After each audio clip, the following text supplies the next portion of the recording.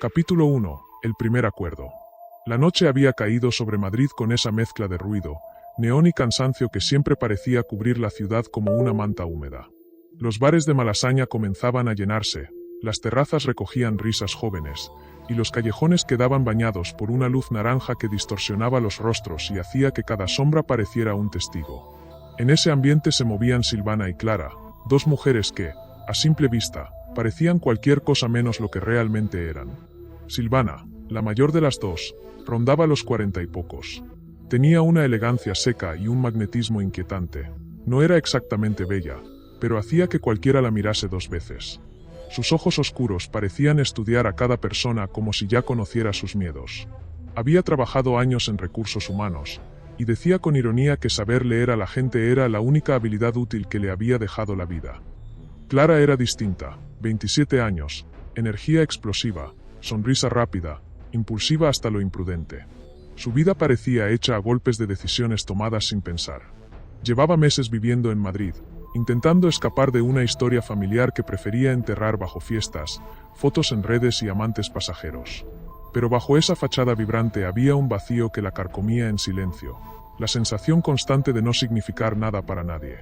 Por eso Silvana la fascinaba, porque la miraba como si realmente la viera. Esa noche estaban sentadas en una mesa alta de un bar pequeño de la calle Espíritu Santo. La música resumida en graves, el olor a cerveza y perfume barato, conversaciones superpuestas. Clara bebía un gin tonic mientras seguía con la mirada a un chico de chaqueta de cuero que hacía rato las observaba. Silvana, en cambio, parecía más interesada en el comportamiento de la sala entera. Ese, dijo Clara, señalando con los ojos al chico, sería fácil. Lleva toda la noche esperando que le demos una señal. Silvana no respondió al instante. Saboreó su vino y luego sonrió con esa calma que desesperaba a Clara. Ser fácil no es lo importante. Lo importante es si encaja. Clara ladeó la cabeza, confundida aunque acostumbrada a ese tono casi académico. ¿Encajar en qué? En nosotras, respondió Silvana, como si fuera obvio. En lo que queremos conseguir. Clara fingió seguridad, pero su mano tembló ligeramente al dejar el vaso. Aquella palabra, conseguir. Llevaban semanas jugando a empujar los límites, compartiendo fantasías que comenzaban como bromas borrachas pero que, a medida que pasaba el tiempo, se volvían demasiado tentadoras. Silvana era quien empujaba con más suavidad, con frases ambiguas, con preguntas disfrazadas de reflexión. Nunca te has cansado de que ellos decidan el final. ¿No es curioso cuánta libertad tienen los hombres en la noche? ¿No te gustaría sentir que controlas el juego? Clara la había seguido sin cuestionar nada, atraída por la promesa de ser parte de algo que la hacía sentir especial. Pero aún no habían cruzado ninguna línea. Todavía. Silvana inclinó su cuerpo hacia ella, apoyando una mano fría sobre su muñeca. Clara, mírame. La voz era baja, pero firme. Lo que te propuse no era un chiste. No voy a dar un paso si tú no quieres darlo conmigo. Las dos o ninguna. Clara tragó saliva, atrapada entre el pánico y la excitación. Llevaba meses deseando sentir poder, romper los límites que siempre le marcaron. Y Silvana, con su mente afilada, parecía saber exactamente cómo alimentarlo. Quiero hacerlo, susurró Clara, y supo que era definitivo. Quiero seguir contigo. Silvana asintió lentamente, como quien firma un contrato invisible. Entonces esta noche será nuestro primer acuerdo. Le explicó el plan con una claridad inquietante. No habría improvisaciones, no habría violencia descontrolada. Solo manipulación, seducción, estrategia. Empezarían con algo sencillo. Atraer a un hombre al que nadie esperara, alguien solitario, alguien que buscara compañía sin sospechar la trampa. Jugarían sus roles, Clara como el anzuelo, Silvana como la mente que guiaba el proceso. El chico de chaqueta de cuero se acercó. Clara le sonrió con un brillo nuevo en los ojos. Silvana lo analizó como un médico evalúa a un paciente que no sabe que está enfermo. El chico cayó en la conversación con facilidad, seducido por el contraste entre la juventud vibrante de Clara y la presencia controlada de Silvana. En menos de 20 minutos, Clara consiguió lo que buscaba, la confesión de que vivía solo, que era nuevo en Madrid, que no esperaba a nadie. Un perfil perfecto. Silvana se levantó de la silla como si la decisión ya estuviera tomada. Vamos a mi coche, dijo con naturalidad. Conozco un sitio tranquilo para seguir hablando. El chico aceptó sin pensarlo. Clara lo miró avanzar hacia la puerta, ajeno a la oscuridad que caminaba detrás de él. Silvana rozó los dedos de Clara antes de salir. A partir de hoy, susurró, ya no somos dos mujeres perdidas en Madrid. Somos un equipo. Y nadie sabrá detenernos. Clara sintió un escalofrío. No de miedo, sino de poder. Y ese fue el comienzo. La noche en que el juego empezó a transformarse en algo mucho más peligroso de lo que cualquiera de las dos imaginaba. Capítulo 2. La primera grieta. La mañana siguiente amaneció gris sobre Madrid, con una neblina baja que envolvía las farolas de la calle Alcalá y que hacía parecer que la ciudad respiraba con dificultad. Clara caminaba deprisa hacia su trabajo, con una bufanda demasiado grande y unas gafas de sol que no conseguían ocultar del todo las ojeras que le había dejado la noche anterior. Había dormido poco, y no por remordimiento. Muy al contrario, lo que no la había dejado dormir era la euforia. A cada paso recordaba la cara de Lucía cuando salieron del bar, ese brillo meticuloso en sus ojos, como si todo estuviera perfectamente calculado. Clara era impulsiva, sí, pero había algo embriagador en dejarse guiar por alguien que parecía conocer de antemano las consecuencias de cada movimiento. Ella actuaba, Lucía dirigía, y en ese equilibrio había encontrado una nueva forma de sentirse viva. Mientras esperaba el semáforo, notó una vibración en el bolso. Un mensaje. Lucía, ¿has dormido? Clara sonrió. Respondió sin pensarlo. Clara, poco. Tú. Apenas tardaron 10 segundos en llegar las 3 palabras que, desde que las leyó, se le quedaron tatuadas mentalmente. Lucía. Esto solo empieza. Clara sintió un leve escalofrío. No era miedo. Era algo parecido a la anticipación.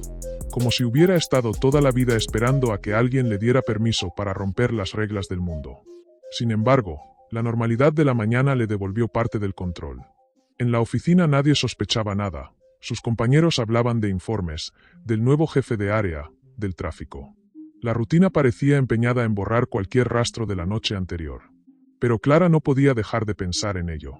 Cada vez que cerraba los ojos veía a Lucía, tranquila, observando, evaluando. Como si hubiera visto algo en Clara que ni ella misma sabía que tenía. Y eso la inquietaba. No sabía si Lucía la había elegido por afinidad o porque necesitaba a alguien moldeable, alguien fácil de arrastrar hacia los límites.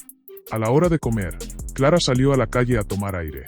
La Gran Vía hervía como siempre, llena de turistas, de prisas, de vendedores, de oficinistas devorando bocadillos en bancos urbanos. Pero entre todo ese ruido, Clara sintió una especie de distancia, como si ella caminara por una realidad distinta a la de los demás. Volvió a sonar el móvil. Llamada de Lucía. ¿Dónde estás? Preguntó con esa voz suave que nunca dejaba claro si estaba sonriendo o juzgando. Gran Vía, saliendo a comer. Perfecto. Voy hacia allí, dijo sin pedir permiso. Quiero verte. Clara colgó y sintió una mezcla de alivio y nerviosismo. No sabía qué esperaba de ese encuentro, pero algo dentro de ella quería más, necesitaba más. No del acto en sí, sino de la sensación, la adrenalina, el control, el secreto compartido. 40 minutos después, Lucía apareció con su abrigo largo negro, impecable como siempre. Caminaba entre la gente como si la ciudad se apartara para dejarla pasar. Cuando se acercó, Clara notó que había en su mirada un brillo nuevo, más afilado. «Estás inquieta», dijo Lucía, sin preámbulos. «Estoy, pensando mucho». Lucía la observó durante unos segundos, como quien examina un objeto antes de decidir su valor. Tienes que aprender a separar la vida de lo demás. Si mezclas las dos, te romperás. Y yo no quiero que te rompas, dijo, ladeando la cabeza. Ese yo no quiero sonó más posesivo de lo que Clara esperaba. Pero no la incomodó, al contrario. Parte de ella quería pertenecer, aunque no entendiera del todo a qué. Caminaron hacia Callao.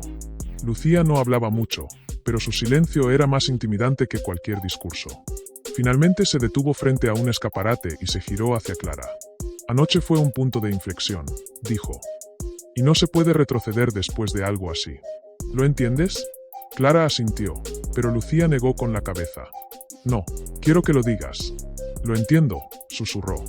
Lucía sonrió, satisfecha. Bien.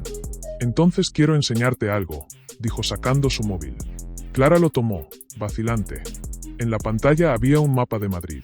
Marcas de colores, rutas señaladas, pequeñas anotaciones. No sabía qué significaban exactamente, pero sí entendió una cosa. Lucía llevaba tiempo observando, planificando, analizando su entorno con una obsesión que a Clara le resultó tan inquietante como fascinante. «¿Esto, qué es?», preguntó. «Oportunidades», respondió Lucía sin alterar el tono. «Sitios donde nadie mira. Donde nadie pregunta. Donde nadie recuerda». Clara tragó saliva. «¿Y por qué me lo enseñas?». Lucía dio un paso más cerca, hasta que la gente que pasaba alrededor dejó de importar. «Porque quiero saber si eres capaz de seguir. No de impulsos, sino de verdad», susurró. «Quiero saber si estás dispuesta a entrar tan hondo que ya no puedas salir». Clara sintió que el corazón se le aceleraba. No era una amenaza, era una invitación. La primera grieta dentro de ella se abrió en ese instante. Y, por primera vez, Clara no quiso cerrarla. Capítulo 3. La primera señal. El lunes amaneció gris en Madrid, con una llovizna fina que resbalaba por las barandillas de la Gran Vía. Nuria caminaba rápido, nerviosa, con la capucha subida y los cascos puestos, pero sin escuchar nada. Su mente estaba demasiado ocupada recordando cada detalle de la noche anterior. No podía quitárselo de la cabeza: las risas de Lucía, la mirada del chico apoyado en la barra, la forma en que Lucía la empujó a acercarse, la seguridad con la que su amiga manejaba la situación, y, sobre todo, aquello que ocurrió después. No era exactamente miedo lo que sentía. Era algo más turbio, más denso. Una mezcla de excitación y culpabilidad que la dejaba sin aire. Como si una parte de ella quisiera echar a correr, desaparecer, y otra parte, silenciosa y oscura, quisiera repetirlo. Subió las escaleras del metro de Callao y se paró frente a un escaparate. Se observó a sí misma, joven, pelo mojado, ojeras leves, la respiración acelerada. «No pareces una asesina», pensó, y el pensamiento la hizo estremecerse. Se obligó a respirar hondo. Nada estaba confirmado. Nadie sabía nada. En realidad, técnicamente, lo que ocurrió aún era difuso. Borroso, pero no del todo inocente. Habían conocido al chico, Adrián, en un bar de Malasaña. Lucía llevaba días presionándola, diciéndole que necesitaban dar el paso, que el juego no tendría sentido si nunca lo llevaban a la práctica. Nuria lo tomó como un teatro macabro entre amigas. Un juego privado, una forma retorcida de sentir poder en un mundo donde siempre eran ellas las que tenían miedo. Pero Lucía no fingía. Y Nuria, aunque no quería admitirlo, quizá tampoco. Entró en una cafetería pequeña, casi vacía, y se sentó al fondo. Aprovechó el silencio. Sacó el móvil y abrió la noticia que había leído al despertar. Joven de 29 años desaparecido en el centro de Madrid. Fue visto por última vez saliendo de un local nocturno. Allí estaba él. Adrián. La misma camisa que llevaba cuando se acercó a ellas. La misma sonrisa. El corazón se le cayó al estómago. No era solo un juego. Mientras le temblaban las manos, apareció el nombre de Lucía en la pantalla. «Quedamos a las 12. Tenemos que hablar». Nuria sintió una punzada de frío recorrerle la espalda.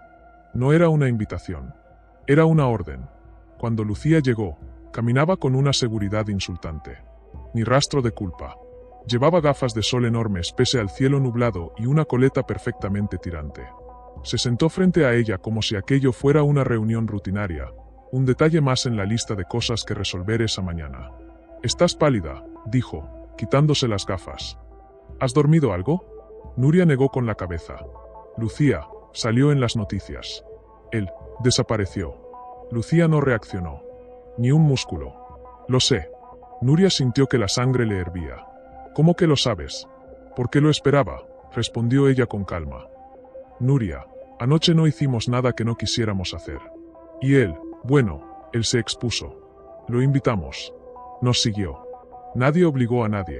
«Lucía, eso no lo hace menos grave». «No estamos hablando de grave o no grave», la interrumpió ella. «Estamos hablando de control». Esa palabra cayó como un golpe seco sobre la mesa. Control. Lucía siempre hablaba de eso, del poder, de la adrenalina de manejar la situación, de la sensación de ser intocable. Pero la noche anterior ya no era solo adrenalina. Había sido real, con consecuencias reales. «Tú querías hacerlo», susurró Lucía. «Te vi. Tu mirada decía sí». «No te mientas». Nuria cerró los ojos. Una parte de ella quería gritar que no, que era mentira, que Lucía estaba manipulándola. Pero otra parte recordaba perfectamente el momento en que Adrián los siguió por la calle, la forma en que se miraron ella y Lucía, esa complicidad oscura que no había sentido nunca. Y recordaba también la sensación cuando todo acabó, esa mezcla de miedo, excitación y vértigo. Control. Lucía se inclinó hacia ella. Nuria, escucha. Nadie nos ha visto. No hay cámaras en ese callejón. Él iba borracho. No dejaste nada tuyo allí. Yo tampoco. Lo tengo todo calculado. Sonrió con una calma escalofriante. Confía en mí. Es solo el principio. Nuria sintió un temblor en las manos. Pero algo más nació en su pecho, una chispa oscura, peligrosa y adictiva. Lucía tenía razón. Había parte de ella que deseaba seguir. Salieron de la cafetería juntas. Lucía caminaba con paso firme, Nuria, unos centímetros detrás. Desde fuera parecían dos amigas cualquiera, hablando de sus cosas mientras la lluvia comenzaba a intensificarse. Pero por dentro, las dos sabían que algo había cambiado para siempre. A mitad de la calle, Lucía se detuvo, sacó el móvil y le enseñó un mensaje breve. Tengo el siguiente. Nuria sintió el estómago contraerse. ¿Qué? ¿Cómo que el siguiente? Un chico nuevo. Trabaja por aquí cerca. Llevo días observándolo. Confía en mí, esta vez lo harás tú. El mundo pareció detenerse. Nuria no sabía si correr, gritar o dejarse arrastrar. Pero mientras observaba a Lucía, segura, perfecta, helada, sintió que el suelo bajo sus pies ya no existía. Y aunque una parte de ella pidió ayuda en silencio, otra dio un paso más cerca de Lucía. El juego no había hecho más que empezar. Capítulo 4. La primera mentira real. La mañana siguiente amaneció gris sobre Madrid, con esa luz plana que parece borrar las sombras pero no los secretos.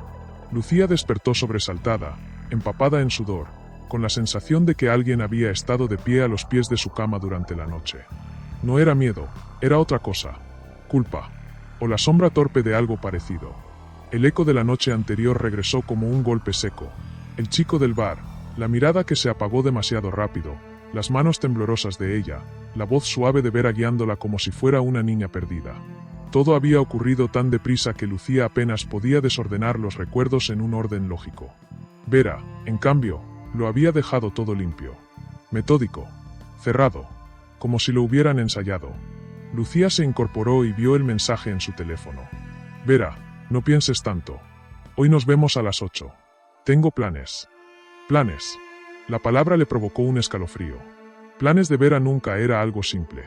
Ni normal. Ni inocente. Durante el día, Lucía intentó concentrarse en el trabajo, pero su atención se dispersaba. Oía conversaciones que no existían, sentía ojos tras ella. Cada vez que miraba su reflejo en la pantalla apagada del ordenador, tenía la impresión de que no era ella quien miraba desde el otro lado. Era alguien ligeramente distinta, alguien que podía cruzar esa delgada línea entre una persona y un monstruo sin pensarlo demasiado. Cuando el reloj marcó las 8 menos 10, recibió un audio de sola una frase, pronunciada con voz tranquila. Hoy vas a aprender cómo se manipula una historia para que nadie mire hacia donde no debe. La frase le quemó en el estómago. A pesar de sus dudas, Lucía salió de su piso en lavapiés. El aire olía a humedad, a un Madrid que se desperezaba lentamente entre semáforos y conversaciones arrastradas por los bares. Caminó hasta la esquina donde Vera la esperaba apoyada contra un coche oscuro y discreto. Vestía un abrigo largo y llevaba el pelo recogido, como si la noche fuera una función para la que se hubiera preparado. «Estás pálida», dijo Vera sin preámbulos. «¿Has dormido?» Lucía asintió, aunque ambas sabían que era mentira. «Bien. Necesito que estés centrada. Hoy vamos a cerrar nuestro cabo suelto». Lucía sintió una punzada de vacío. «¿Qué cabo suelto?» Vera sonrió como quien habla a alguien ingenuo. «Cariño, nadie desaparece de la noche a la mañana sin que alguien pregunte. Siempre hay un amigo, una ex, alguien que intenta recordar dónde lo vieron por última vez. Necesitamos dirigir esa historia antes de que otro lo haga». Entraron en un bar pequeño, casi oculto, donde Vera saludó al camarero con un gesto de familiaridad que Lucía no esperaba. Se sentaron en una mesa alejada, apenas iluminada. Vera apoyó un sobre blanco sobre la mesa y lo deslizó hacia ella. Dentro hay capturas de pantalla, mensajes inventados, una versión de la noche que nos favorece. Vamos a hacer que parezca que él se marchó solo del bar y que estuvo escribiendo a una amiga suya hasta tarde. Una amiga que vive fuera. Una amiga que no podrá contradecir nada porque no sabe que está metida en esto. Vera chasqueó los dedos. Es fácil. Solo tienes que enviar lo que te diga. Lucía abrió el sobre y sintió que el corazón le golpeaba en las costillas. Era una historia falsa, pero posible. Una mentira perfectamente creíble. Esas eran las más peligrosas. ¿Y si alguien nos ve? Susurró. Nos ven dos chicas normales cenando. Vera se encogió de hombros. La normalidad es el mejor disfraz que existe. Acostúmbrate a usarlo. Lucía tragó saliva. Vera, yo. No sé si puedo con esto. La mirada de Vera se endureció, no con violencia, sino con decepción, que era mucho peor. Tú y yo ya cruzamos la línea. No hay vuelta atrás. Y te diré algo que te ayudará. En esta ciudad nadie presta atención a nada durante más de un minuto. Madrid está llena de ruido. Solo tienes que hablar más fuerte que él. Vera sacó su móvil y empezó a dictar.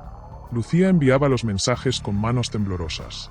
En menos de 20 minutos, la historia del chico ya estaba contaminada, esparcida en redes sociales, en chats donde ella misma no estaba.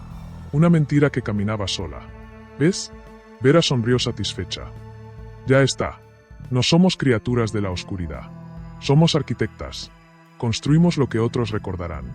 Lucía sintió una mezcla de vértigo y alivio en el pecho. Era adictivo, peligroso, liberador. Cuando salieron del bar, la noche había caído por completo sobre Madrid. Vera caminaba con paso seguro bajo las farolas.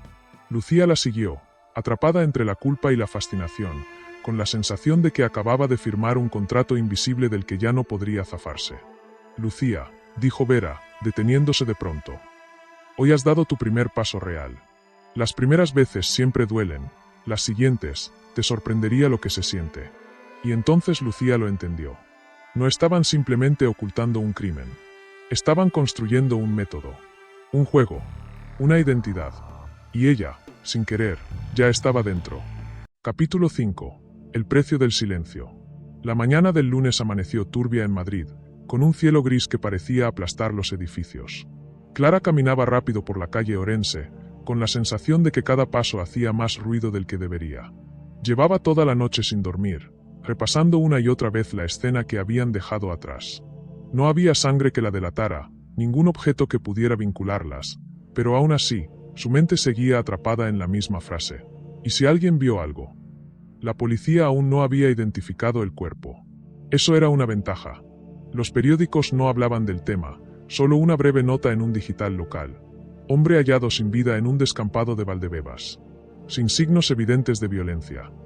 Clara sabía que sin signos evidentes podía significar muchas cosas.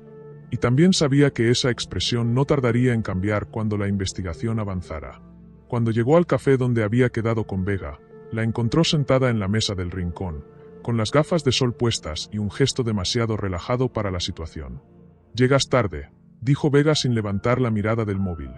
Clara se dejó caer en la silla, con el corazón latiendo demasiado fuerte. «No puedo más con esto», susurró. «Siento que todos me miran, como si lo supieran». Vega se quitó las gafas lentamente.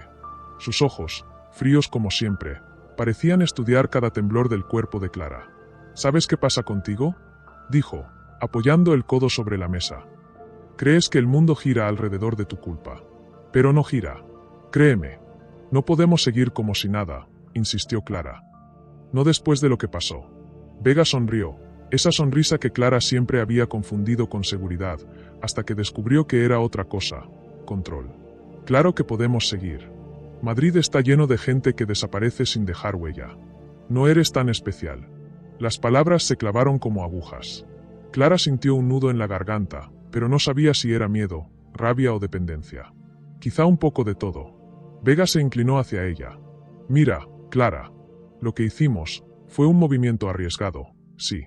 Pero perfecto. Y si te mantienes firme, nadie podrá tocarnos. El problema empieza cuando empiezas a temblar». «No estoy temblando», mintió Clara. «Claro que sí. Y eso te hace peligrosa». Clara sintió que el aire se endurecía. Vega no levantó la voz, no amenazó de forma directa, pero había algo en su tono que dejaba claro que no hablaba por hablar. En ese momento, el camarero se acercó con 2 cafés. Vega sonrió, encantadora, como si fuera una mujer cualquiera teniendo una conversación cualquiera. Clara envidió esa capacidad, esa máscara impecable que nunca se agrietaba. Cuando se quedaron otra vez solas, Vega dio un sorbo a su café y dijo: «Hay algo más. Ayer recibí un mensaje». Clara sintió un escalofrío. ¿Un mensaje de qué tipo? Vega desbloqueó el móvil y le mostró la pantalla. Un número desconocido. Un texto breve. «Volviste a casa bien anoche». Clara se cubrió la boca. Dime que es una broma, susurró. Vega, dime que es una broma tuya. ¿Por qué iba a serlo? Respondió con calma total. Dios. No puede ser. ¿Quién lo envió? No lo sé. Pero no me preocupa. ¿Cómo que no te preocupa? Clara tenía las manos frías. Nos pueden estar vigilando. Vega apagó la pantalla del móvil. Justo por eso necesitamos mantener la cabeza fría.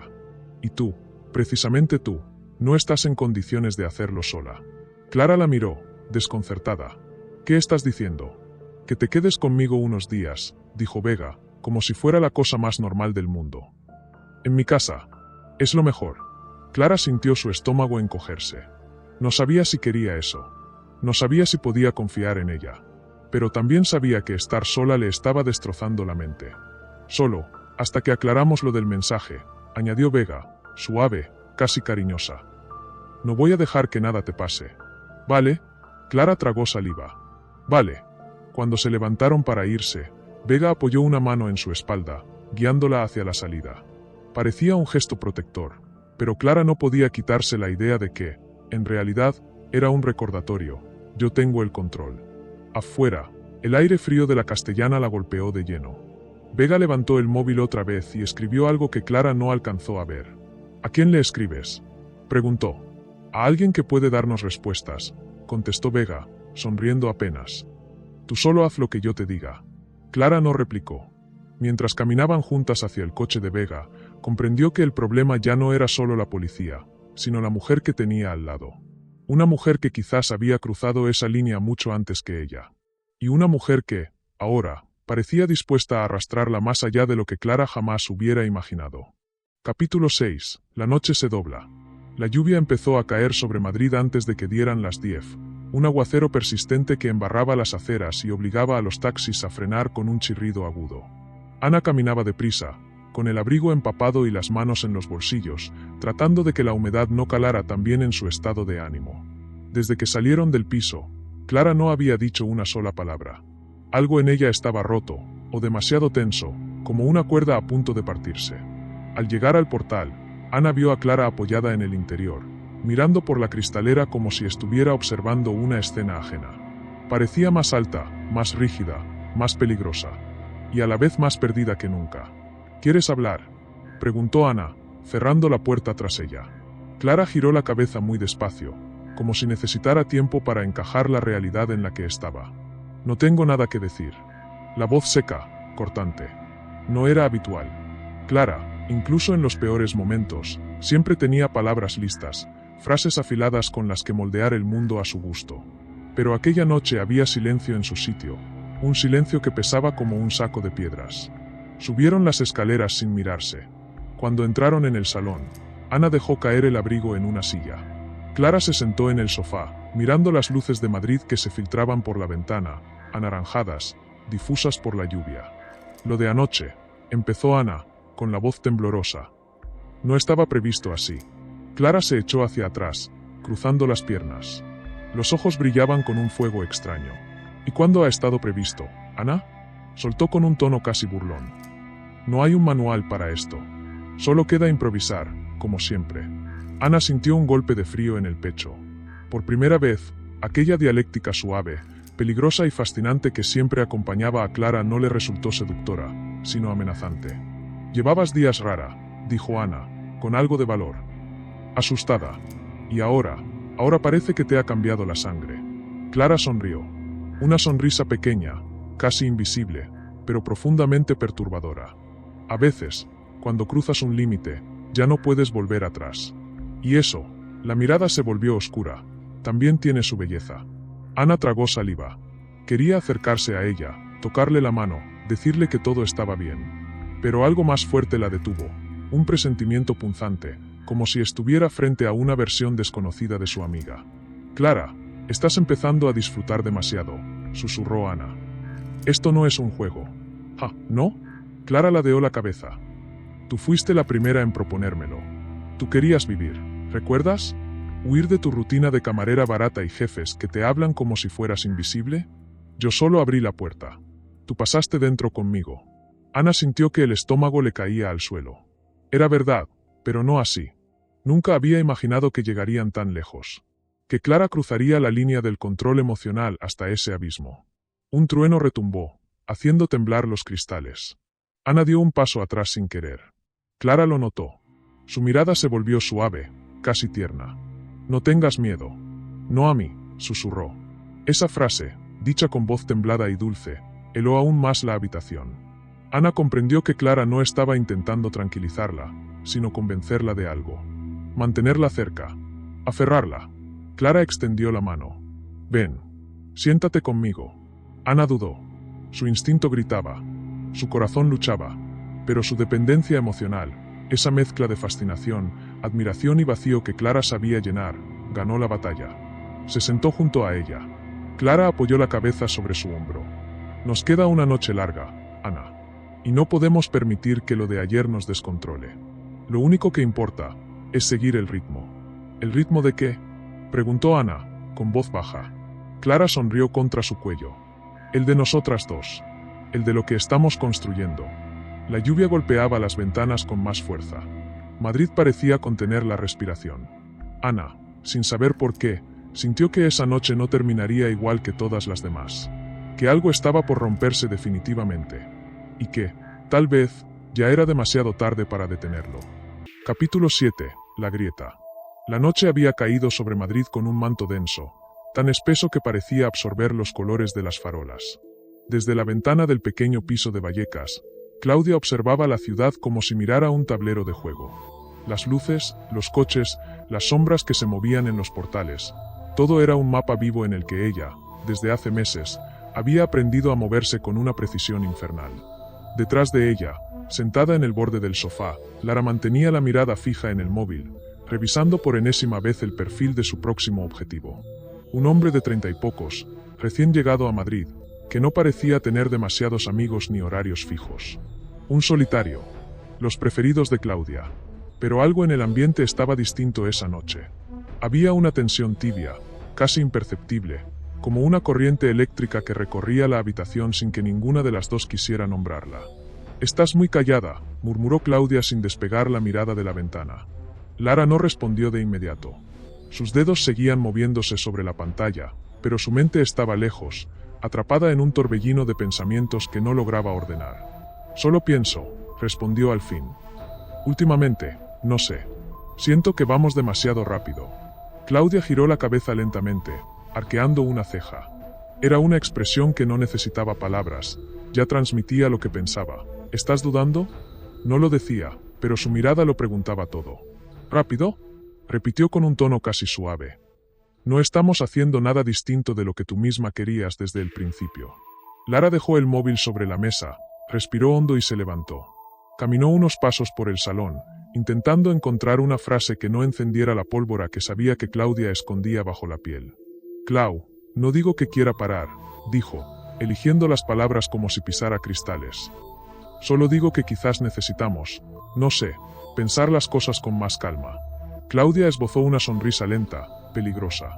Se levantó también, acercándose a ella, recortada por la luz naranja que entraba desde la calle. «Me sorprende escucharte hablar de calma», susurró. «Tú eres la que tiene prisa por sentir algo, por no volver a esa vida gris que tanto odias. Yo solo te estoy ayudando a encontrar tu verdadera versión». Esas palabras siempre habían tenido poder sobre Lara. Durante semanas, incluso meses, Claudia había sabido pulsar las teclas exactas para moldear sus inseguridades y convertirlas en dependencia, en fascinación. Pero ahora algo temblaba dentro de Lara. Algo que empezaba a no encajar. «Ayudar no es empujarme», respondió ella, y su propia voz la sorprendió. Había firmeza en ella. Claudia entrecerró los ojos. Dio un paso hacia adelante. Otro. Y otro. Hasta quedar frente a frente. «Dime la verdad, Lara». La voz sonó grave, más oscura de lo habitual. «¿Estás pensando en echarte atrás?». Un escalofrío recorrió la columna de Lara. La respuesta correcta era no, lo sabía. Todo su cuerpo lo sabía. Pero había una parte de ella, esa que había estado creciendo sin permiso, que necesitaba salir. «Solo estoy cansada», mintió, aunque era una verdad a medias. «No quiero que nos precipitemos». Eso es todo. Claudia la observó en silencio. Un silencio que pesaba, que medía, que examinaba cada microgesto, cada respiración. Luego, de repente, sonrió. Una sonrisa amplia, cálida, casi infantil. Un cambio brusco que descolocó a Lara. Pues entonces descansemos, dijo, tomándola de las manos. No tenemos que hacer nada hoy. Solo tú y yo. Como siempre. Lara exhaló una mezcla de alivio y dudas. Claudia la abrazó con fuerza, acariciándole el cabello con suavidad. Sus manos eran cálidas. Demasiado cálidas. Pero mientras la abrazaba, Claudia mantenía los ojos abiertos, observando la pared detrás de ella. Su mente no descansaba. No bajaba la guardia. No confiaba. Más tarde, cuando Lara cayó dormida en el sofá, agotada por la tensión emocional del día, Claudia se levantó sin hacer ruido. Caminó hacia la mesa, tomó el móvil de Lara y lo desbloqueó con la huella que ella misma había registrado meses atrás. Revisó mensajes, notas, búsquedas recientes. Nada sospechoso. Nada que indicara que estuviera hablando con alguien, ni que hubiera cambiado de idea de forma contundente. Pero sí encontró algo, una búsqueda en Google. ¿Cómo saber si alguien te manipula psicológicamente? La mandíbula de Claudia se tensó. Pasó un dedo lentamente por la pantalla, como si acariciara una herida que no esperaba encontrar. Así que estás empezando a ver, susurró para sí, mirando a Lara dormir. Qué interesante. Apagó el móvil, lo dejó en su sitio exacto y volvió a la ventana. Desde allí, la ciudad seguía latiendo como un monstruo inmenso y hambriento. Ella se sentía igual. Pero ahora, había un nuevo hambre, el de controlar no solo a sus víctimas, sino a Lara, quien empezaba a mostrar grietas que podrían convertirse en amenazas. Claudia apretó los dientes y tomó una decisión silenciosa, letal y fría. La próxima muerte no sería solo otra diversión. Sería un mensaje. Y Lara tendría que entenderlo. O romperse del todo. Capítulo 8. El eco de la sangre. La lluvia había empezado a caer sobre Madrid con esa cadencia fina y constante que parecía lavar las calles pero no las culpas. Irene observaba por la ventana del piso de Clara mientras sostenía un vaso de vino que apenas había probado. Tenía la mirada perdida, como si en aquel vidrio empañado pudiera descifrar un mensaje oculto. No había dormido. No desde lo de Sergio. Clara, en cambio, estaba tumbada boca abajo en el sofá, mirando el móvil, deslizando el dedo sin parar sobre vídeos, fotos y mensajes, como si buscara algo que no sabía nombrar. Cada vez que un estímulo aparecía en la pantalla, sus pupilas se expandían, ansiosas, inquietas. Su respiración era rápida, irregular. ¿Has visto las noticias?, preguntó Irene sin girarse. No quiero verlas, respondió Clara, seca y cortante. Pues salen más detalles. Irene dejó caer el comentario con un tono casi neutro, pero no del todo. Sabía que a Clara le afectaría. Clara dejó el móvil a un lado y se incorporó. Tenía el pelo revuelto y los ojos rojos, resultado de demasiadas horas sin sueño y demasiados pensamientos en bucle. ¿Qué detalles? Irene siguió mirando por la ventana unos segundos más. Luego habló. La policía no tiene ninguna pista sólida, pero están empezando a relacionarlo con lo de aquel chico de Chueca. Clara parpadeó, como si un golpe invisible le hubiese rozado la sien. Eso fue un accidente, dijo, rápido, demasiado rápido. ¿Accidente o no? Clara, tú estabas allí. El silencio cayó entre ellas como un peso húmedo. Irene no lo rompió enseguida, sabía cómo funcionaba Clara. La impulsividad siempre venía acompañada de una profunda necesidad de justificación. Esa mezcla la hacía manejable y peligrosa. Finalmente, Clara habló. No estábamos allí por él. Solo pasaba por el sitio equivocado. Pero murió, Clara. Y ahora la policía sospecha que no fue una caída accidental. La joven se levantó del sofá, caminó hacia la ventana y se colocó al lado de Irene. Su respiración era irregular, casi entrecortada. ¿Y si lo estropeamos?, susurró. Irene se giró hacia ella. Le tomó la barbilla con suavidad, levantándole el rostro. No hemos estropeado nada. Nadie nos vio, nadie nos relaciona con nada. Y la policía no tiene ni idea de cómo pensar cuando se trata de gente como nosotras. Clara tragó saliva. La seguridad que Irene proyectaba siempre era como un abrigo cálido, algo en lo que refugiarse. Pero cada vez se sentía más delgada, más artificial. Como un traje que empezaba a desgarrarse. Sergio era distinto, dijo Clara, por fin. Él confió en mí. Irene alzó una ceja, sin perder la calma. Y eso lo hacía más fácil. No me refiero a eso, respondió Clara, irritada.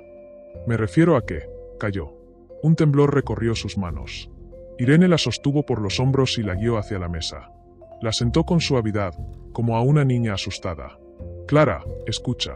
No podemos permitirnos derrumbarnos ahora. Tú y yo estamos juntas en esto. Y lo de Sergio, fue necesario. Clara bajó la mirada. Sus dedos jugueteaban con la manga de su sudadera, retorciéndola, deformándola. ¿Lo fue? ¿De verdad? Sí, respondió Irene sin dudar. Porque tú estabas perdiendo el control. Te estabas encariñando. Y eso, Clara, eso es peligroso. El rostro de la joven se contrajo. No sabía si aquello era cierto, pero la frase la golpeó como una acusación. Era lo que llevaba días temiendo. ¿Se había encariñado? ¿Había sentido algo más que atracción momentánea? ¿Había querido creer que él era diferente? Irene continuó. No te culpes. No estás hecha para querer. Estás hecha para otras cosas. Cosas que muy poca gente puede siquiera imaginar. Clara levantó la mirada. Había un brillo extraño en sus ojos, mezcla de fascinación y miedo. ¿Cosas como qué? Irene sonrió, una sonrisa lenta, venenosa. ¿Cómo dominar? ¿Cómo elegir? ¿Cómo ser libre de verdad? Clara tragó saliva. Pero, esto no es libertad, murmuró. Esto es oscuridad. Irene se inclinó sobre ella, tan cerca que pudo sentir su aliento. La libertad siempre es oscura, Clara. ¿O crees que la gente buena es libre? ¿Crees que la gente común decide algo? Nosotras sí. Y eso es lo que nos hace especiales. Clara cerró los ojos un momento. Le temblaban las pestañas. Irene lo notó. Acarició su mejilla. Relájate. Voy a prepararnos café. Y cuando estemos mejor, hablaremos de cómo seguir adelante. No vamos a parar aquí. Nos queda mucho por hacer. Madrid es enorme, Clara. Y apenas hemos empezado. Se levantó y caminó hacia la cocina. Sus pasos eran firmes, elegantes, casi coreografiados. Clara la observó alejarse, sintiendo que el aire se hacía más espeso cada segundo. Entonces sonó su móvil. Vibración. Notificación. Un mensaje nuevo. Lo cogió casi por reflejo. Un número desconocido. ¿Estás bien? Ayer te fuiste muy nerviosa. Si quieres hablar, estoy aquí. Clara sintió un espasmo en el pecho. Era Mario, el chico que habían conocido en el bar 2 noches antes. El mismo que Irene había observado con ese brillo evaluador en los ojos. El mismo que Clara, por primera vez en días, había encontrado interesante. Clara miró hacia la cocina. Irene no podía saberlo. No debía saberlo. Sus dedos escribieron algo sin pensar. Sí, estoy bien. Podemos vernos. Envió el mensaje. Y en ese instante supo que había cometido un error. Uno que Irene no le perdonaría.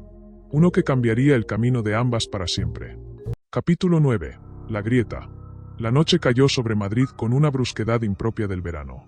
En el cielo, una nube baja parecía arrastrarse por encima de los edificios como si quisiera aplastarlos.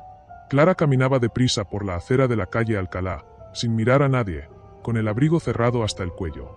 No hacía frío, pero tenía el cuerpo helado.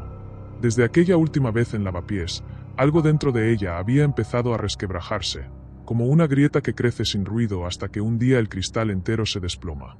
Sentía que caminaba con un peso invisible atado a los tobillos. Había pasado 2 días enteros casi sin dormir, sin contestar mensajes, ignorando incluso las llamadas de la propia Vega. Cada vez que cerraba los ojos veía la cara del chico del parque, sus gestos previos, la vulnerabilidad, la confusión, el último instante.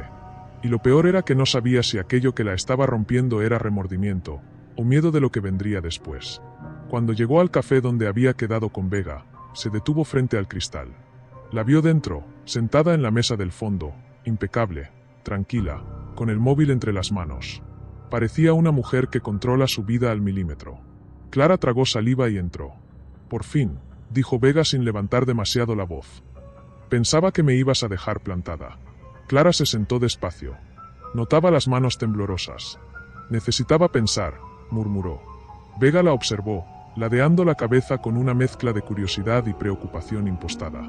Pensar suele ser el camino más corto para hacerse daño, respondió. ¿Qué te pasa exactamente? Clara respiró hondo. No sabía por dónde empezar. El camarero se acercó y pidió un café solo sin mirar la carta, como si repetir ese gesto rutinario le diera estabilidad. No puedo seguir así, soltó de golpe. Lo de Lavapiés fue demasiado. Nos estamos pasando.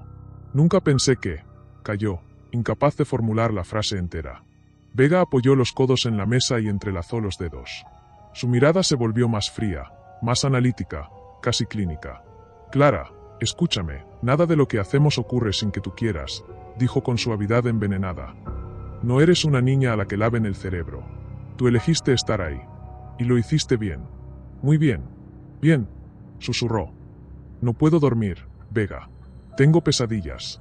Me despierto escuchando ruidos que no existen. Me siento sucia. Vega esbozó una sonrisa ladeada y peligrosa. Eso no es suciedad. Eso es poder mal digerido. Las palabras la atravesaron como un alfiler. Clara creyó que iba a levantarse y marcharse, pero su cuerpo no respondía. Sentía la garganta cerrada y una extraña mezcla de rabia y dependencia que la mantenía clavada en la silla. Mírame, ordenó Vega, y Clara obedeció sin querer hacerlo. ¿Sabes lo que más me gusta de ti? Que eres brillante cuando aceptas quién eres. Cuando te sueltas, cuando dejas de actuar como la niña buena que finges ser. Lo de Lavapiés solo te asustó porque fue demasiado real. Pero todo lo real da miedo, Clara. La libertad, el deseo, la violencia. Tú has probado los tres. Clara parpadeó, sintiendo como su respiración se descontrolaba. Era como si Vega siempre encontrara la grieta exacta por donde colarse. No quiero convertirme en un monstruo, dijo con voz quebrada. Vega rió con una calma insoportable. Los monstruos no se convierten, susurró inclinándose hacia ella. Se descubren. Clara sintió un escalofrío que le bajó por la columna como un hilo de agua helada. Vamos a parar, repitió, casi suplicando. Solo, por un tiempo. Necesito distancia. Necesito recordar quién soy. Vega se quedó callada unos segundos. Luego apoyó una mano sobre la suya. Caliente, firme, posesiva. Si te alejas, Clara, dijo muy despacio, vas a irte apagando. Vas a volver a ser invisible, aburrida, anulada por todo y por todos. Pero conmigo, ardes. Y tú lo sabes. Clara apartó la mano, pero la frase ya había hecho efecto. La conocía demasiado bien. Sabía exactamente cuál era su herida más profunda. El miedo a no ser nada. Solo quiero dormir una noche entera, susurró. Entonces, dijo Vega, sonriendo con triunfo silencioso, ven mañana a mi casa. Cenaré algo ligero. Te enseñaré a controlar esa angustia. A convertirla en otra cosa. No tienes que decidirlo ahora. Solo ven. Clara se levantó como si llevara un ladrillo en el estómago.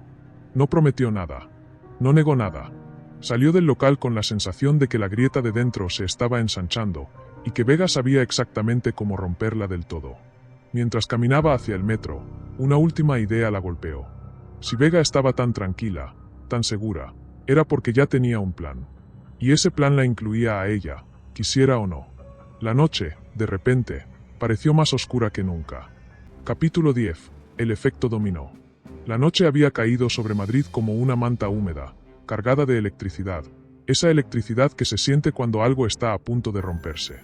Los semáforos parpadeaban sobre la avenida de O'Donnell mientras los coches pasaban con indiferencia, ajenos a la cadena de decisiones que estaba a punto de desatar el efecto dominó que rompería el equilibrio entre Clara y Nuria para siempre. Clara caminaba deprisa, la capucha calada, las manos temblorosas dentro de los bolsillos. Había discutido con su madre, con su jefe, con su ex, con cualquiera que se había cruzado por su camino. Últimamente, su vida era una colección de explosiones pequeñas que Nuria se encargaba de apagar. Pero esa noche, Clara no quería que nadie apagara nada. Quería ver arder el mundo un poco, solo para sentir que el suyo no era el único ardiendo. Nuria, mientras tanto, esperaba dentro del coche, aparcada en un lado oscuro del barrio de Salamanca. No solía temblar por nada, pero aquella noche le palpitaban las sienes.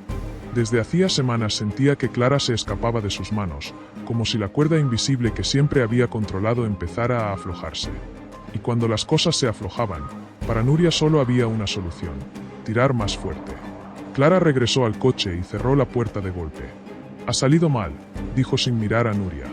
«¿Qué ha salido mal?», preguntó la mayor, con esa calma forzada que precedía a sus ataques de control. «Todo», respondió ella. «Estoy harta, Nuria. Harta de este juego, de este plan, de todo». A Nuria se le tensó la mandíbula. Era la primera vez que Clara hablaba así. La primera vez que admitía en voz alta lo que Nuria temía, que estaba perdiendo a su pieza principal, a su marioneta favorita. No estás harta del juego, corrigió ella en voz baja. Estás harta de no sentirte al mando. Clara cerró los ojos. ¿Cómo la conocía? ¿Cómo la diseccionaba sin permiso? Quizás sí, admitió. Quizá quiero otra cosa. Algo distinto. Nuria apoyó un dedo en el volante, acariciando el cuero como si estuviera pensando en estrangularlo. ¿Quieres dejarlo? La pregunta no era inocente. Era un arma. Clara tragó saliva. No lo sé. Nuria sonrió, una sonrisa tan fina que parecía un corte. Pues yo sí. Y la respuesta es no. Todavía no. El todavía sonó demasiado definitivo. Aquella noche tenían un objetivo. Lo habían elegido hacía días, pero Clara no quería hacerlo. Nuria sí, y cuando Nuria quería algo, el mundo se inclinaba para que ella lo obtuviera. El hombre se llamaba Víctor Ramos, aunque eso solo lo sabía Nuria. Clara ni se había molestado en memorizarlo. Lo encontraron en un bar de lavapiés, uno de esos con luces cálidas y mesas pequeñas donde nadie mira a nadie directamente, pero todos observan de reojo. Clara entró primero. Nuria la siguió unos minutos después, desde la distancia, siempre calculando, siempre analizando. Víctor era el tipo de presa fácil, confiado, solitario, con una sonrisa que quería parecer segura. Clara sabía que no tardaría mucho en atraerlo. Pero aquella vez lo hizo sin ganas, como quien trabaja por inercia. Se sentó frente a él, pidió un vino que no quería y sonrió como un fantasma. Nuria observaba desde la barra, analizando cada detalle, la postura de Clara, la inclinación del cuerpo de Víctor, el momento exacto en que él bajaría la guardia. Era casi una ciencia, una coreografía oscura que ambas habían practicado demasiadas veces. Pero algo salió mal. Víctor era más observador de lo habitual. Preguntó demasiado. Clara improvisó mal. Su sonrisa se veía forzada y sus manos temblaban. Cuando Nuria se acercó, notó que el hombre sospechaba algo. No lo dijo en voz alta, pero lo sintió en la tensión de su cuerpo, en la forma en que sus ojos se movían entre ambas mujeres. Cuando finalmente lograron sacarlo del bar, Víctor no estaba tan borracho como creían. Caminaba con un paso irregular, sí, pero los ojos se movían con rapidez. Clara lo notó tarde, demasiado tarde. Ya en la calle, mientras avanzaban hacia un callejón, Víctor murmuró: «Sabéis que no soy idiota, ¿verdad?». Clara se quedó inmóvil. Nuria también, aunque lo disimuló mejor. «¿Perdón?», preguntó ella, suave como el veneno. Víctor sonrió de lado. «Sois buenas, pero no tanto». Clara sintió un escalofrío. Por primera vez en meses, no quería seguir. No quería el siguiente paso. No quería ser parte de aquello. Nuria, en cambio, reconoció la amenaza en los ojos del hombre y dio un paso adelante. Muy sutil, muy pequeño, pero suficiente para que Clara entendiera lo que iba a pasar. «Nuria», susurró. «No». Fue la primera vez que dijo no tan claramente. Nuria la miró con una mezcla de sorpresa y furia contenida. Víctor, creyendo que aquello era una discusión de pareja, se rió. Un error fatal. Todo ocurrió rápido. Un forcejeo, un golpe seco, la respiración entrecortada de Clara, el silencio tenso de Nuria. Cuando terminaron, Víctor yacía escondido entre dos contenedores. No estaba muerto, pero lo estaría pronto. Ellas lo sabían. Clara temblaba sin control. Nuria respiraba hondo, intentando recomponer la máscara que se le había resquebrajado. «Esto no debía pasar», murmuró Clara con voz quebrada. «Pasó porque estabas distraída», respondió Nuria. «Porque estás perdiendo el foco. Y cuando una pierde el foco, una muere». La frase quedó suspendida entre ellas como una sentencia. Y Clara entendió algo que hasta entonces intuía, pero no había podido aceptar. No había que temer al juego. Había que temer a Nuria. Ese fue el efecto dominó. La primera ficha en caer. Y nada de lo que vendría después podría detener la caída total. Capítulo 11. El giro en la investigación. La inspectora Adriana Cifuentes llevaba horas encerrada en la sala de análisis, rodeada de fotografías, extractos bancarios, mapas de Madrid y una pantalla llena de videograbaciones. El caso ya no era un simple rastro de muertes dispersas. Podía sentir, con la certeza que solo los años de experiencia dan, que había un patrón oculto, un hilo que escapaba a los ojos del resto. Las muertes parecían fruto del azar, de encuentros fortuitos entre víctimas sin conexión aparente, pero algo en el instinto de Adriana le decía que nada era casual. Encendió de nuevo la última grabación que había conseguido, una cámara de seguridad de una zona cercana al barrio de las Letras. Allí, la noche anterior, un hombre de 30 y muchos, identificado luego como Sergio Moule, había sido hallado sin vida en su propio baño. No había señales de allanamiento, ni golpes, ni forcejeo. Solo un cuerpo sin vida y un vaso de whisky en la mano.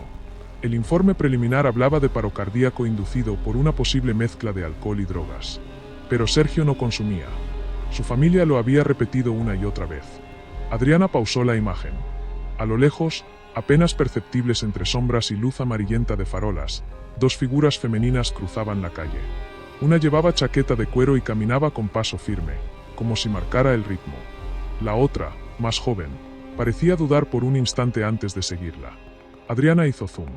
La imagen pixelada apenas dejaba distinguir rasgos, pero sí una actitud. La veterana, la impulsiva, o quizá al revés. Lo que fuese, ambas se movían como si hubieran estado allí antes, como si conocieran demasiado bien la zona. Sacó otra carpeta. El caso de Darío Benet. 40 años. Ingeniero.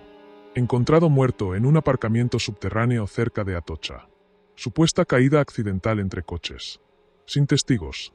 Sin cámaras en la planta donde ocurrió. Pero los testimonios del portero hablaban de dos chicas que habían pasado por allí riendo, como si vinieran de una fiesta. Nadie les prestó atención. En una ciudad como Madrid, las risas de dos mujeres jóvenes son el ruido más normal del mundo. Volvió la mirada a su panel de conexiones. En el centro, los nombres de las víctimas: Darío, Jorge, Mateo, Sergio, y el sin identificar encontrado en el Parque O'Donnell. Rodeándolos, una nube de anotaciones sobre bares de citas, aplicaciones de encuentros, festivales, calles de ocio nocturno, zonas en las que la noche se traga los detalles y los transforma en sombras. Si de verdad hay dos asesinas, ¿cómo demonios no dejan huellas?, murmuró para sí. Mientras tanto, al otro lado de Madrid, Laura recostaba la cabeza en el reposabrazos del sofá mientras veía a Marta moverse con aire inquieto por el salón. Las luces del piso eran tenues, amarillentas, como la iluminación de un bar antiguo donde siempre parece ser la misma hora. Fuera, el tráfico de la Gran Vía vibraba como un rumor constante.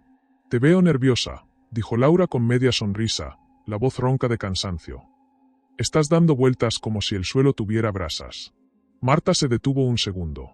Su rostro, normalmente imperturbable, mostraba una tensión que Laura rara vez veía. «No es eso», mintió. «Solo pienso». «¿En qué?» «En Sergio». Marta negó con la cabeza. «No. Él no. Ese fue fácil, demasiado fácil. Estoy pensando en nosotras», dijo, clavando la mirada en su amiga. «Y en que quizá estamos dejando un rastro». Laura alzó una ceja, divertida. «¿Ahora te preocupa eso? Tú fuiste la que dijo que mientras no repitiéramos patrones, todo estaría bien». «Y lo está, por ahora», respondió Marta, apretando los labios. «Pero Madrid no es tan grande como creemos. Y las coincidencias empiezan a pesar». Laura se incorporó un poco. «¿Crees que la policía está uniendo puntos? Creo que hay una inspectora que no es idiota». Laura guardó silencio un momento. Luego sonrió con delicadeza torcida. «Marta, si te entra miedo ahora, todo pierde sentido». «No es miedo. Es control», respondió Marta. «Y para mantenerlo, tenemos que bajar el ritmo. Elegir mejor. No improvisar tanto». Laura rodó los ojos. «¿Y desde cuándo tú improvisas? Siempre vas 10 pasos por delante. Tú me enseñaste todo esto. ¿O ya no te acuerdas?» La mirada de Marta se afiló, como el filo de una navaja que se asoma un instante. «Precisamente porque te enseñé, sé cuando te estás embalando de más». La joven suspiró y se dejó caer de nuevo sobre el sofá, cruzando las piernas. «Marta, esta ciudad está llena de hombres solos buscando cariño rápido. No somos las únicas que juegan. ¿Qué diferencia hace lo nuestro?» «Que nosotras acabamos el juego», respondió Marta. «Y ellos no». De vuelta en comisaría, Adriana tomó aire y se dirigió a su compañera, el subinspector Ruiz. «Quiero que pidas todas las grabaciones de cámaras en un radio de 1 kilómetro de estas 4 zonas», ordenó, marcando puntos rojos en un plano de Madrid. «Y revisa cualquier avistamiento de 2 mujeres juntas entrando o saliendo con cualquiera de las víctimas». Ruiz la miró con gesto incrédulo. «¿2? ¿Crees que son 2? No lo creo». «Lo sé», dijo Adriana sin dudar. «Una actúa. La otra observa. Una seduce. La otra remata. Necesitan el doble de confianza, el doble de ego. Y eso siempre las delata tarde o temprano». Ruiz asintió, aunque la duda le pesaba en la mirada. ¿Y qué hacemos cuando las encontremos? Adriana respiró hondo. Esperar el próximo movimiento. Porque te garantizo algo, señaló la pared llena de casos. Esto no ha terminado. Ni de lejos. Y mientras las luces del amanecer comenzaban a filtrarse por las ventanas de la comisaría, Laura y Marta, en algún punto de Madrid, brindaban con ginebra fría, convencidas de que aún controlaban el juego. Pero por primera vez desde que empezaron todo, tenían razón para dudarlo. Capítulo 12. La grieta. La madrugada caía espesa sobre Madrid cuando Clara salió del edificio sin mirar atrás. Caminaba rápido, casi sin sentir el frío que le rozaba las mejillas. Tenía la respiración agitada, no por cansancio, sino por la tensión que le recorría el cuerpo como un hilo eléctrico imposible de apagar. Había discutido con Miriam.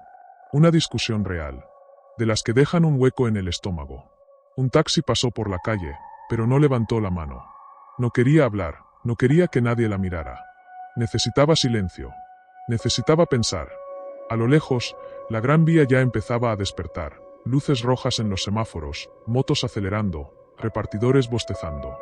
Madrid amanecía ajena a la grieta que empezaba a abrirse entre ellas. Al principio del juego, porque seguían llamándolo juego, aunque hacía tiempo que había dejado de serlo, Miriam era la que marcaba el ritmo. La estratega. La que sabía qué decir, qué provocar, qué insinuar. Clara la seguía, fascinada, casi agradecida por formar parte de algo más grande que su vida gris. Pero desde hacía semanas, algo en ella había empezado a cambiar. Se sentía más viva que nunca, pero también más expuesta. Más consciente de la sombra que estaban alimentando. Esa noche la discusión había sido por él, su última elección. Un hombre mayor, divorciado, elegante, de esos que parecían pedir perdón hasta cuando pedían un gin tonic. Clara lo había conocido en un bar de Malasaña, pero Miriam, apenas verlo, había puesto ese gesto frío que significaba peligro. Peligro para él, o para quien se interpusiera. No era el adecuado, había dicho Miriam con esa calma afilada que incomodaba más que un grito. Pero lo conocí yo, respondió Clara, algo que antes nunca hacía. Precisamente por eso. Te estás encariñando. No es verdad. Es debilidad, Clara. Y la debilidad nos mata. Ese nos había sido como un golpe. Miriam ya no hablaba de diversión. Ahora hablaba de supervivencia. Clara siguió caminando, consciente de que su impulsividad estaba creciendo como una fuerza propia. Al principio había pensado que Miriam era la peligrosa. Pero, ¿y si no? ¿Y si la parte más oscura ya estaba dentro de ella, esperando un motivo para salir? Pasó frente a una cafetería que abría temprano. Entró. El calor, el olor a café recién molido, el murmullo de la radio, todo parecía normal. Demasiado normal para su cabeza. Pidió un café solo y se sentó junto a la ventana. Miraba a la gente pasar, ajena, tranquila. Ella ya no podía volver a ser así. Sacó el móvil. Miriam no había escrito. Ni una llamada perdida. Ni un mensaje. Silencio absoluto. Un silencio que pesaba más que cualquier amenaza. Para algunos, la ausencia era paz. Para ellas, la ausencia era guerra.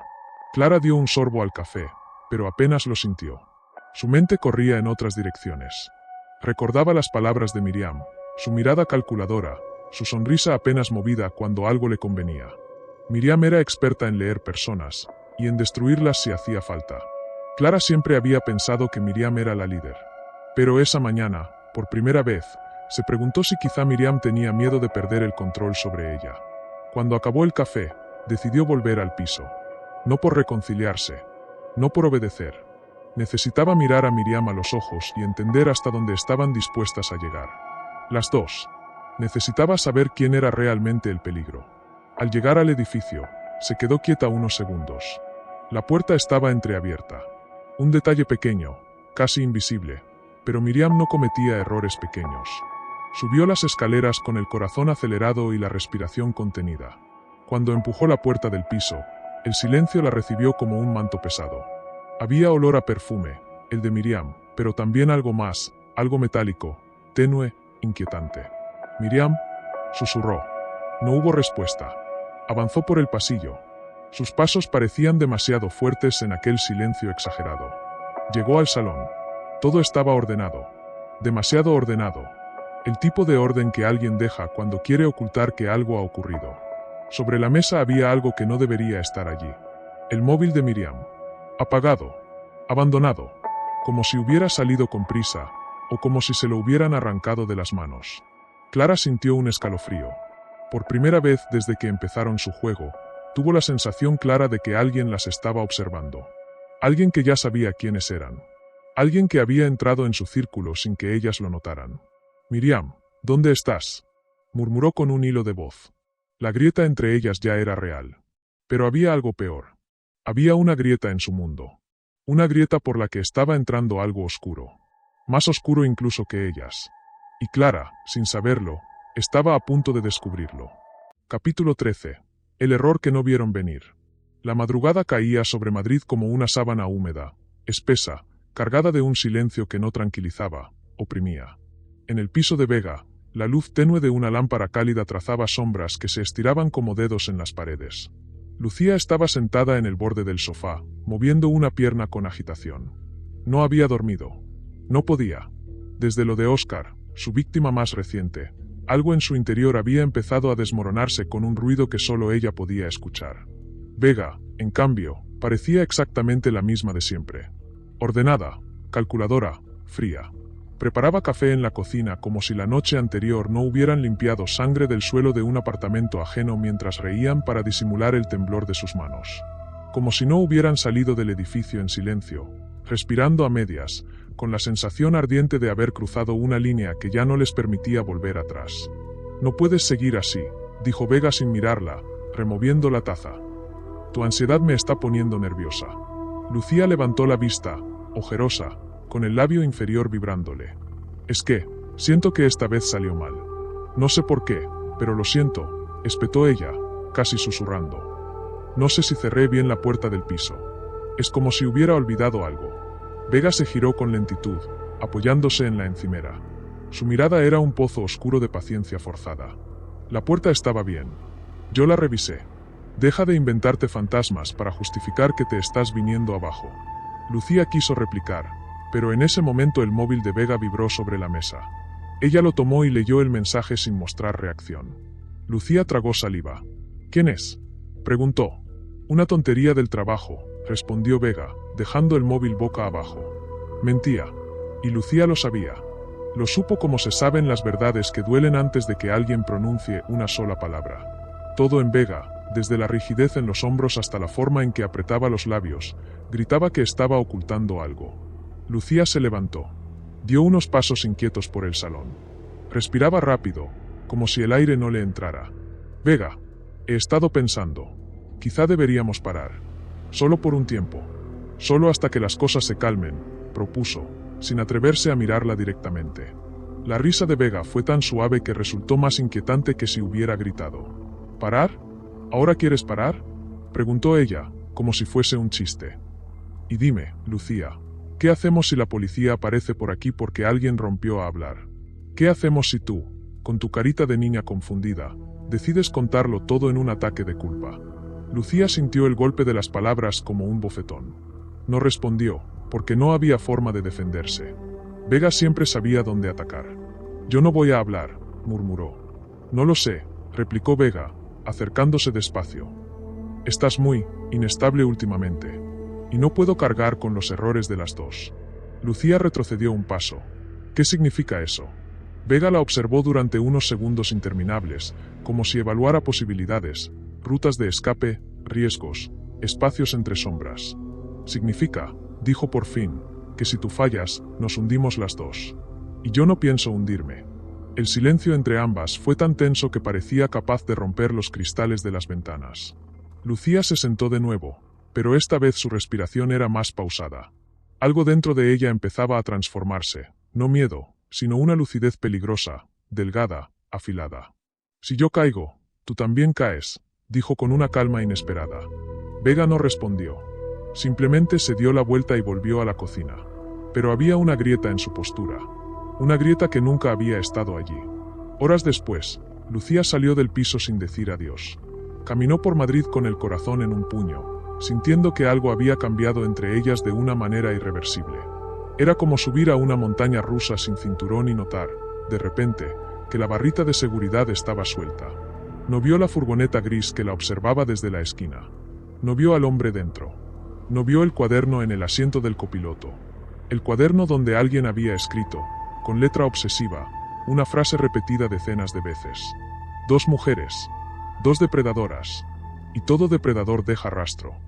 El error ya estaba cometido, y ambas iban directas hacia él sin darse cuenta. Capítulo 14.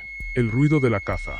Madrid amaneció cubierta por un cielo gris que parecía presagiar algo inevitable. Julia caminaba por la calle Atocha con la bufanda subida hasta la nariz, intentando ocultar el temblor que le recorría el cuerpo. No era frío. No exactamente. Era la sensación punzante de que todo empezaba a resquebrajarse, de que nada volvía a encajar. Llevaba 2 días sin poder dormir más de 1 hora seguida, y cada vez que cerraba los ojos veía la misma imagen. El último chico, su expresión petrificada, la sangre extendiéndose como una sombra líquida sobre el suelo del portal. Se repetía una frase en la cabeza: esto no era parte del juego. Pero ya no sabía si hablaba del crimen, o de sí misma. Paula, en cambio, parecía flotar sobre el mundo. Había una serenidad inquietante en la forma en que empujaba la puerta del bar donde habían quedado, como si nada pudiera afectarla. Como si estuviera observando todo desde cierta distancia fríamente calculada. Se quitó las gafas de sol aunque el día apenas tenía luz y se sentó frente a Julia sin saludarla. La miró un largo instante. «Tienes mala cara». Julia tragó saliva. «¿Has leído las noticias?» Paula ladeó la cabeza, como una madre paciente con un niño nervioso. «No las leo». «¿Qué dicen?» «Que la policía relaciona lo del portal con la desaparición del chico de Malasaña», susurró Julia. «Tienen testigos. Describen a 2 mujeres». Paula mantuvo su sonrisa tranquila, como si lo hubiera esperado desde el principio. Los testigos siempre ven lo que quieren ver. Lo importante es que no pueden demostrar nada. Julia entrelazó los dedos con fuerza. «No entiendes. No es como las otras veces». «Julia». Paula apoyó una mano sobre las suyas. «Por favor. ¿Cuántas veces hemos pasado por esto? Siempre te derrumbas después. Luego respiras. Luego recuerdas que lo disfrutaste». Aquella frase la atravesó como un bisturí frío. Porque era verdad. Era horrible admitirlo, pero había un momento exacto, un instante, en el que el miedo del otro la electrificaba de una forma que no sabía explicar. Era un impulso primario, un lugar dentro de ella que Paula sabía cómo despertar.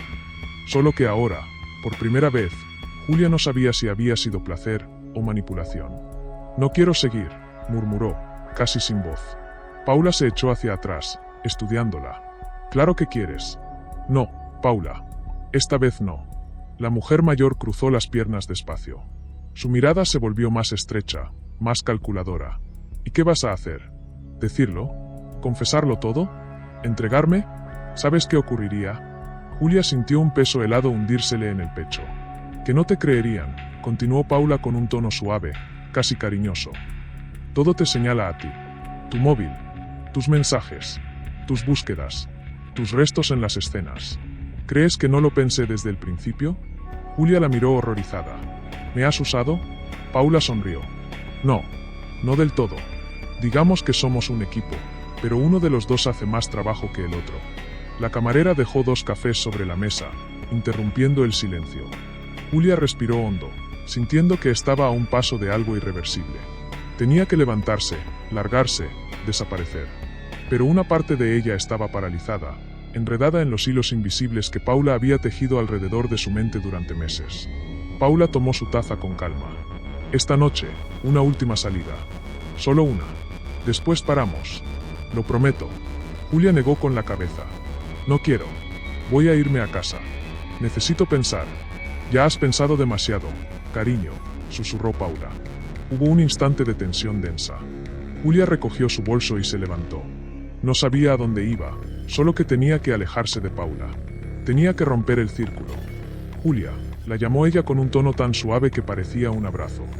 Julia no respondió. Salió del bar con pasos torpes, sintiendo que la ciudad la observaba. Las sirenas lejanas la sobresaltaban, los pasos detrás de ella la hacían girar. No sabía si la perseguían, o si era la culpa la que la empujaba. En mitad del cruce, mientras el semáforo cambiaba de color, su móvil vibró. Miró la pantalla. Un mensaje de Paula. «No puedes dejarme. Tú y yo no hemos terminado». Otro mensaje, segundos después. «Esta noche. Te estaré esperando». Y por primera vez, Julia sintió un miedo distinto. Uno que no tenía nada que ver con la policía, ni con los hombres que habían caído en su juego. Era miedo a la mujer que había creído su amiga. A la mujer que la había convertido en lo que era ahora. A Paula.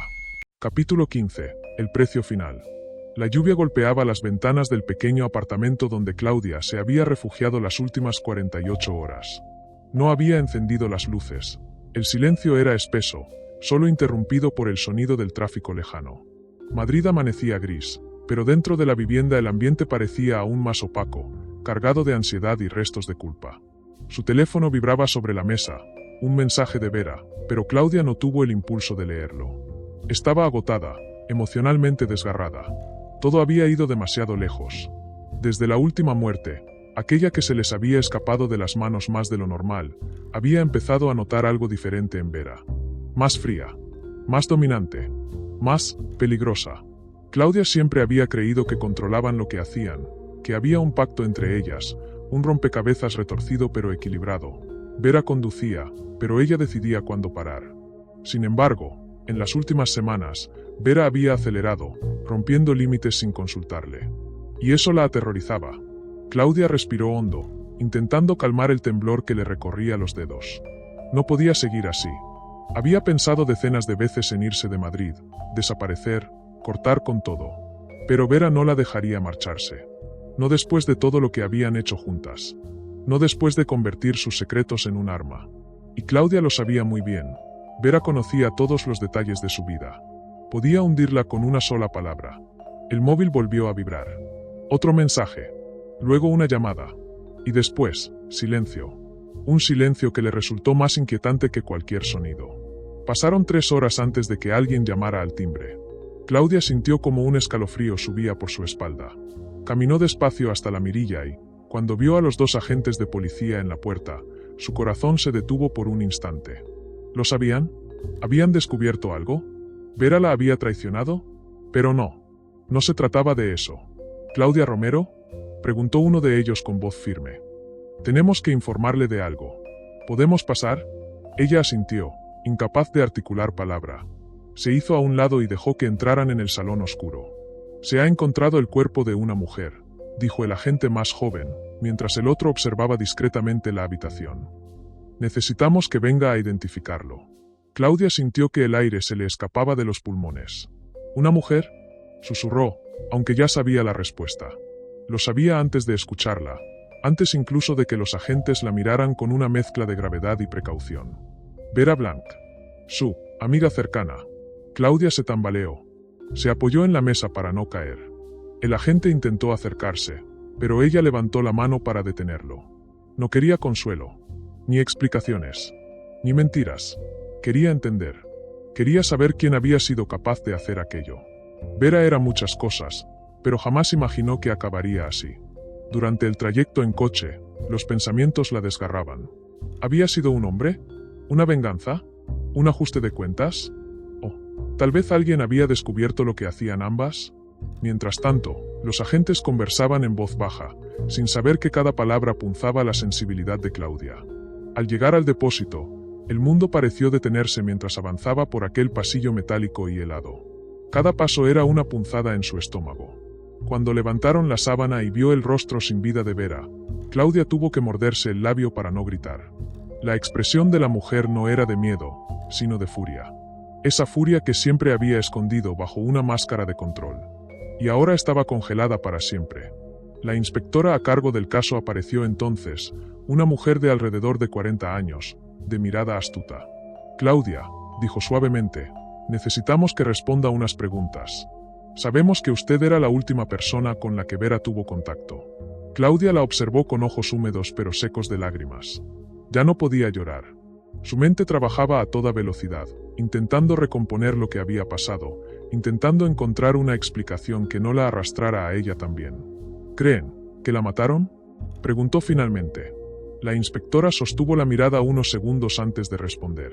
Sí, y no fue un ataque improvisado. El asesino sabía perfectamente dónde golpear. Fue rápido, preciso, calculado. Claudia tragó saliva. Eso era exactamente lo que ella y Vera habían hecho tantas veces. ¿Tienen sospechosos? La inspectora ladeó la cabeza. De momento, no. Pero sabemos que mantenía amistades, complicadas. y que últimamente había tenido comportamientos muy extraños. Creemos que alguien cercano podría haber querido hacerle daño. Claudia sintió la frase como un dardo directo al corazón. Alguien cercano. Cuando la dejaron sola unos minutos en el pasillo del depósito, se apoyó contra la pared y cerró los ojos. Y entonces la verdad la golpeó con la fuerza de un camión. Vera había estado actuando sola. Había salido sin avisarle. Había seducido a alguien.